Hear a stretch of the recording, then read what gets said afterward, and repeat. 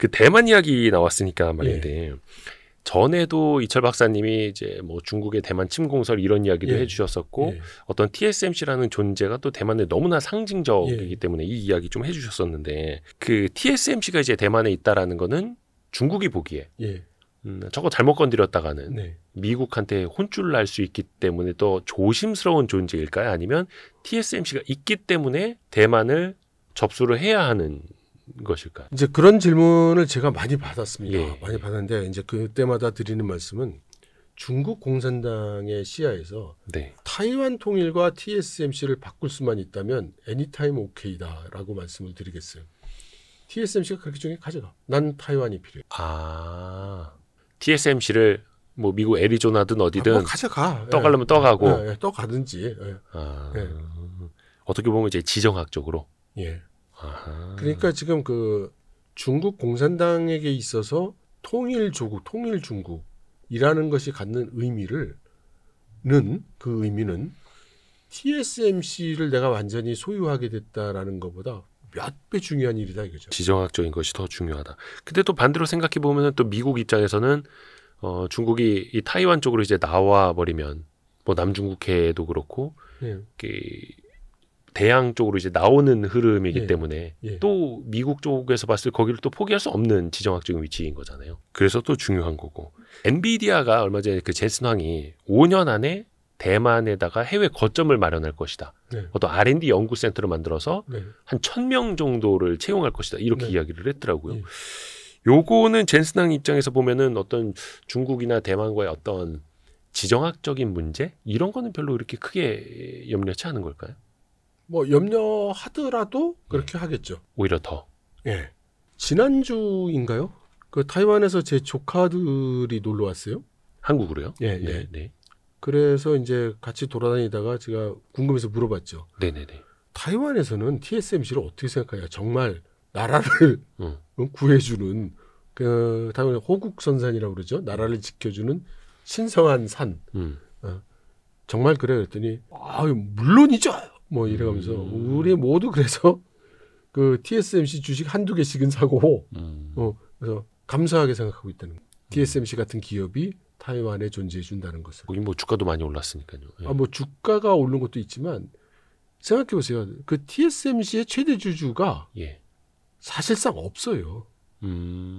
제일 지분 많이 갖고 들고 있는 거는 이제 그 대만의 산업 우리로 치면 산자부인데 경영 개입 안 합니다. 그래서 그 경영진들이 가지고 있는 지분이 그렇게 많지가 않아요. 뭐 이제 그 이 토막 지분들만 들고 있는데 아무도 안 건드리죠. 아무도 경영에 또 뭐 감나라 대추나라 안 해요. 못 하죠. 누가 감히 TSMC의 경영진들한테 이래라 저래라 할 수 있겠어요. 일단 지분은 많이 이제 분산되어 있으니까. 그러면 그 TSMC의 지분 중에 그 소유자의 국적으로 따졌을 때 가장 많은 지분을 소유하고 있는 국가가 어디냐? 미국입니다. 그러면 TSMC가 그럼 미국 기업이냐? 그건 아니죠. 삼성전자도 지분 국적만 따지면 미국이 제일 많으니까 그러면 미국 기업이 돼야 될 텐데 그렇게 얘기 안 하잖아요. 그러니까 TSMC 같은 회사는 여러 가지 의미에서 사회적으로, 윤리적으로, 도덕적으로 그리고 기업적으로 훌륭한 회사죠.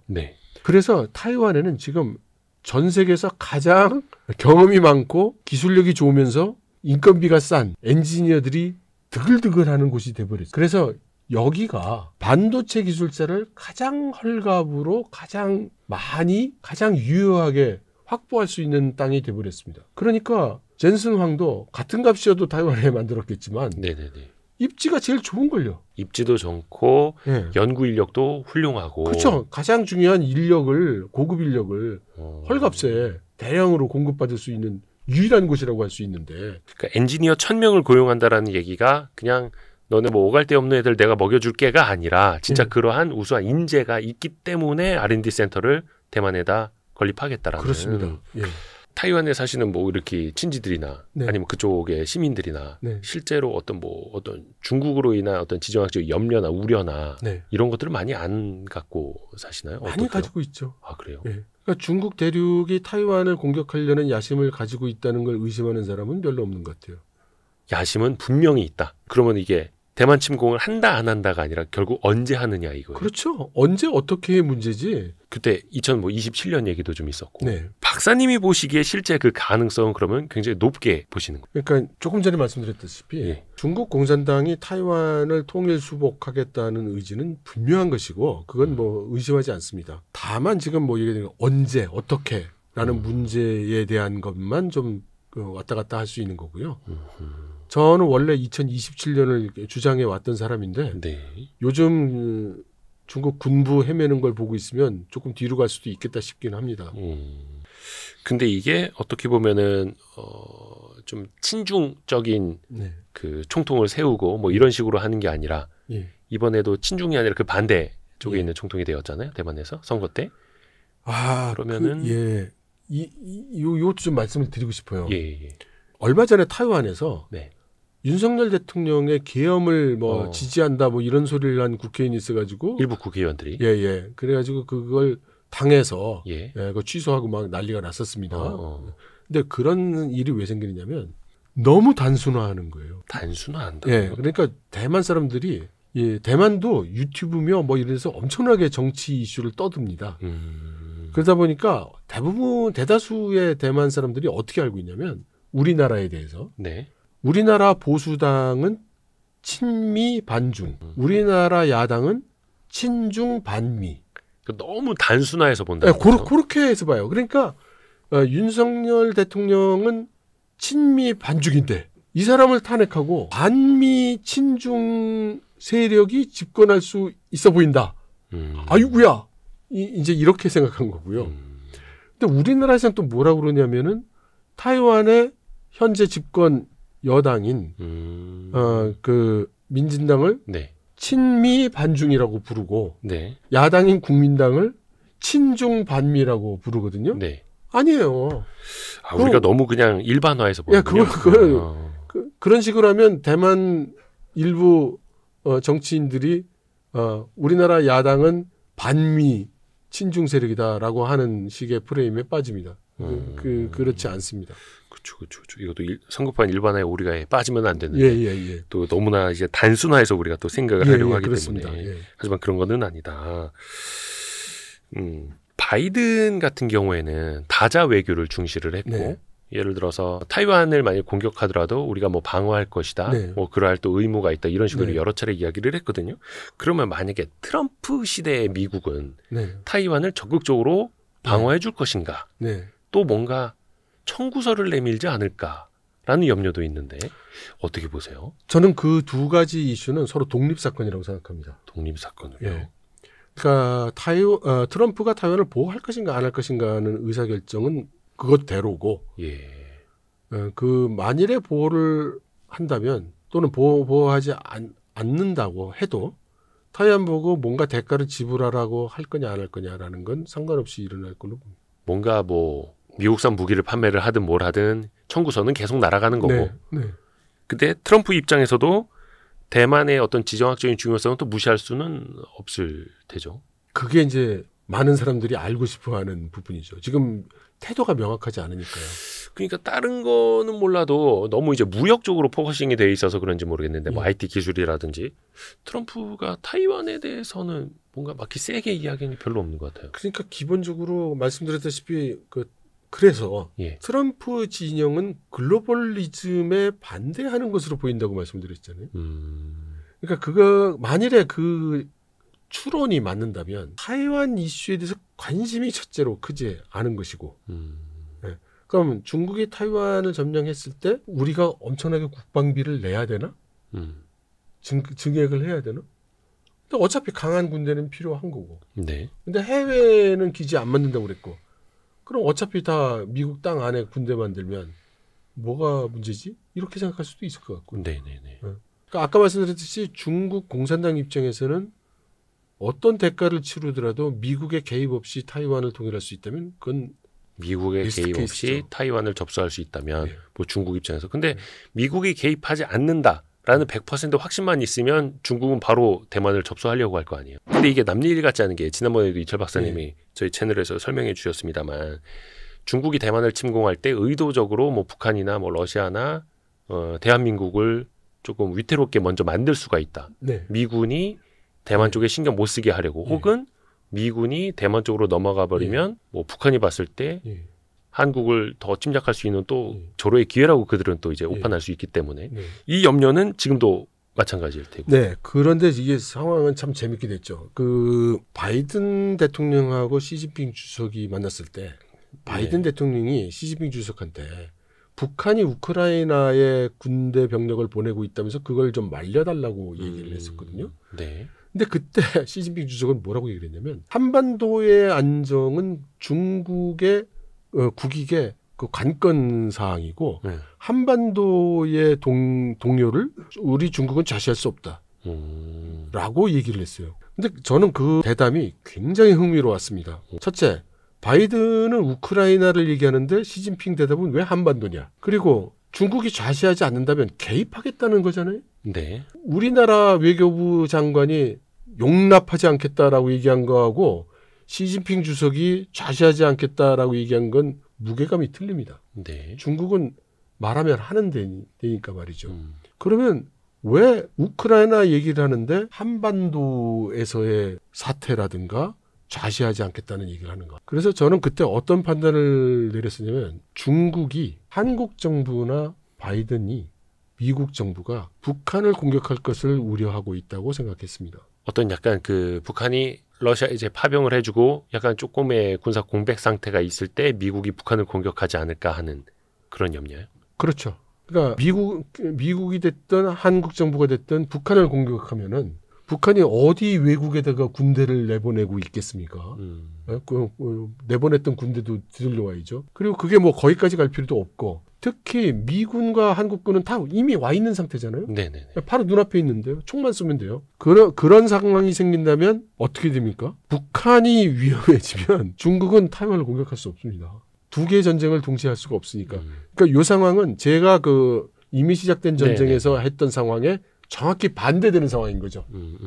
예, 그리고 우리가 북한을 공격한다는 것이 중국에게 어떤 영향을 준다는 것을 입증하는 사건이기도 하다고 생각합니다. 그런데 그렇게 중국이 판단을 한다는 거는 그건 시진핑 주석이 한반도 사태를 매일 쳐다보고 있지도 않을 것이고 여기 와 있는 중국 정부 관료들, 중국의 정보 관계자들의 또 국제 정세를 판단하는 사람들이 그렇게 판단하고 있다는 뜻입니다. 그럴 수 있다고 판단하고 있다는 뜻. 그래서 우리가 생각하는 것보다 지금 동북아는 훨씬 군사적으로 불안정한 상황이고 어떤 상황도 발생할 수 있다고 그렇게 봐야 되지 않나 싶습니다. 한마디로 말하면은 중국 입장에서는 북한의 병력들이 해외에 나가 있다라고 해서 북한을 쳐서는 안 된다. 우리가 가만히 보고 있지는 않는다라는 거고. 근데 한번 생각해 보세요. 군대가 만 몇천 명이 외국 나가 있고, 네. 예, 포탄을 1000만 발 대외 반출을 했고, 러시아는 저쪽에서 전쟁하느라 힘이 없고, 중국은 타이완 들여다보느라 전부 거기 신경 쓰고 있다면, 만일에 중국 공산당이 한국 정부의 입장이라면 감행할 것 같지 않습니까? 상대적으로 조금 더 만만해졌을 때 치기 쉽다라는 거. 그 공백 상황에서 또 우리가 또 염려가 드는 거는 우리는 또 지금 이제 정치적으로 좀 불안정한 상황에 또 있기 때문에 이 상황을 또 대외적으로는 또 어떻게들 볼 것인가도 염려가 되는데 중국에서는 최근에 이런 뭐 우리나라 비상계엄과 탄핵 사태 굉장히 관심이 있습니다. 어떻게 보고 있나요? 이게 중국이 이 탄핵 사태 있기 전에는 한국에 대해서 관심이 전혀 없어졌습니다. 그것은 이제 왜 그러냐면 한국 정부에 대한 평가가 끝났는데 한마디로 그 자주적인 의사결정이 불가능한 정권으로 이제 분석을 했다고 그래요. 판단을 평가를 그렇게 했다고 합니다. 중국에서. 네. 그러니까 어차피 미국, 일본이 결정하는 대로 따를 나라이기 때문에 그러니까 굳이 뭐 거기 가서 무슨 얘기를 할 필요가 없다. 그래요. 이런 상황이어서 관심을 끌고 있었는데 이번 사태가 생김으로 해서 갑자기 관심이 치솟은 거죠. 왜냐하면 윤석열 정부는 거의 말만 도장만 안 찍었지 한미일 군사동맹에 준하는 그런 스탠스를 취하고 있었단 말입니다. 네네네. 중국 정부로 볼 때는 가장 싫은 스탠스예요, 이게. 그런데 이재명 대표 같은 경우에는 양안 전쟁이 나거나 말거나 우리하고 무슨 상관이냐고 발언한 적이 있죠. 그다음에 조국 혁신당의 김진영 의원 같은 경우도 양안 전쟁이 일어나면 참전을 못하도록 입법하겠다 이런 얘기를 한 적도 있단 말이에요. 그리고 일본의 이시다 정권은 지금 지지율이 폭망해가지고 지금 약화돼 있고 중국에 지금 제스처를 보이고 있단 말입니다. 그러니까 중국 정부 입장에서 봤을 땐 본인들이 우려하던 한미일 군사 협력의 정도를 이번에 많이 와해시킬 수 있지 않을까 하는 그런 기회를 봐야 되는 것이고 그것은 이번 한국의 정치 사태가 어떤 식으로 정리되느냐에 따라 가능할 수도 있고 가능하지 않을 수도 있을 테니 지금 갑자기 관심이 굉장히 올라왔죠. 하루에 기사가 두세 번씩 올라오기도 합니다. 지금 같은 신문에. 중국 입장에서는 물론 이제 앞에서도 이야기해 주신 게 우리가 너무 흑백 논리로 뭐 친미 반중 막 이렇게 그냥 일반화해 놓는 건 좀 위험하다라고 말씀을 해 주셨었는데 그래도 뭔가 조금 중국보다는 미국 쪽에 더 가까운 현재 보수 정권을 중국 쪽이 그렇게 막 좋아할 리는 없을 거 아니에요. 그렇죠. 중국 입장에서 그럼 이 정권 교체를 또 희망을 할 수도 있겠고 조금 더 중국과 가까운 정당으로. 그런데 이게 그 함정이 뭐냐면 그런 식으로 만일에 그것을 생각해 본다면 예를 들어 노무현 정권이나 이 문재인 정권에 대해서는 그럼 중국이 굉장히 좋아했어야 돼요. 아닙니다. 아 그래요? 아니에요. 그러니까 중국은 한국의 정권이 뭐 좌양을 하든 우양을 하든 그거 별로 흥미가 없어요. 이 자신의 이해관계가 중요한 거지. 이해관계. 그 왜 우리나라 내부에서는 과거 뭐 문재인 정부 때 너무 이제 친중적인 스탠스를 가져가서 뭐 너무 많이 열어줬고 퍼줬고 막 이런 비난들이 좀 있잖아요. 네, 그런 질문을 많이 들었습니다. 근데 그게 그러면은 중국 입장에서 봤을 때, 친중 정권이었으니까, 너무 좋네, 막 이게 아니라 그 안에서도 철저하게 비즈니스적인 이해관계로 본다는 거예요. 아, 그렇죠. 그러니까 문재인 정권이 중국한테 유리한 뭔가를 제의한다면 당연히 받아들이는 거고. 근데 그런 게 별로 없었다는 거죠. 그리고 정치적으로는 문재인이나 특히 노무현 대통령 같은 경우에 부담스러워했어요. 부담스러워했다고? 그 어떤 의미예요? 예를 들어 노무현 대통령을 예를 들어보죠. 돌아가신 분이니까. 노무현 대통령은 여러 가지 그 생적을 볼 때는 보수 우파라기보다는 좌파에 가까운 분입니다. 그러면 이념적으로는 중국 공산당 쪽에 더 가까운 사람이어야 돼요. 그죠? 근데 노무현 대통령의 하고 다니는 여러 가지 언행을 보면 중국의 지도부 입장에서 그게 그렇게 편하지가 않아요. 조금 까칠하게 느껴질 수 있는. 그러니까 굉장히 소탈하잖아요. 노무현 대통령이. 그 일반 거리에 있는 백성들과의 거리감도 없고 뭐 어디 가도 그냥 그 동네 식당에서 드시고 중국 지도자가 그렇게 할 수 있나요? 중국의 높은 사람은 그렇게 못합니다. 그러면 당연히 비교가 되잖아요. 그럼 같이 이렇게 보도가 나거나 이 사람 저 사람 비교가 되는 그런 상황이 생기면 굉장히 스트레스가 생기는 거예요. 그리고 그렇게 해서 한중 간에 무슨 정책이나 무슨 협력을 한다고 할 때 그럼 중국이 요구하는 걸 잘 들어주느냐? 다 국익 따지고 있잖아요. 그러니까 근데 미워할 만한 빌미는 별로 없어. 그러니까 미운데 밉다고 말을 못해. 뭐 이런 상황이 되는 거죠. 그래서 저는 이렇게 말씀드리겠습니다. 중국은 한국이 뭐 동으로 가든 서로 가든 그것만으로는 관심이 없어요. 중국은 신경 써야 될 나라가 많습니다. 영국, 프랑스, 독일, 이태리 다 신경 써야 되고요. 중요한 건 중국의 국익, 중국의 이해관계에 어떻게 작용하느냐죠. 그리고 또 우리도 받을 건 받고 내줄 건 내주더라도. 그러니까 여기 뭐가 하나 지적하고 싶은 게 있냐면 한국 정부에서 중국 정부에 뭐 얘기할 때 항상 달라고 해. 뭐 해줘. 이렇게. 그러면 근데 제가 그래서 질문을 하고 다녀봤습니다. 우리는 뭘 해줄 건데? 그럼 그것도 모르겠다면 그래서 중국은 뭘 요구합니까? 우리한테?